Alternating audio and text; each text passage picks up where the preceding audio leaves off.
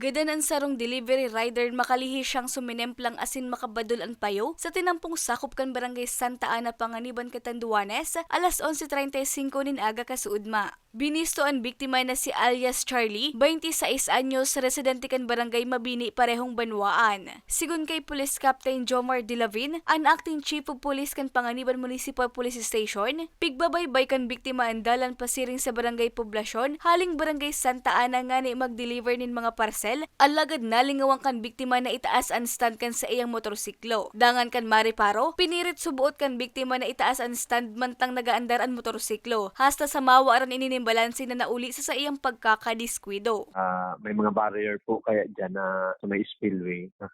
Dyan po siya na wala po kaya siyang helmet na nakasulot din ng helmet. Kaya doon contribute pa na sa iyang pagkakang sa iyang payo sa tinampo po. Naidara pa man kuta ang biktima sa Virac District Hospital alagad binawian man sana ininin buhay. Mas mabuan sa mo yung pagpagirumdong paalaala sa tuyang mga motorista na once na maggamit ning kamon biyahe, magmotor, o galian po nindo na magdara, sulot ning helmet para po sa kapakanan o protection po nindo habang nagmamaneho. Maski nga po haran nilang ang dumanan dahil taaran po ang mga mangyayari sa luwas habang yaong ito nag-drive sa luwas.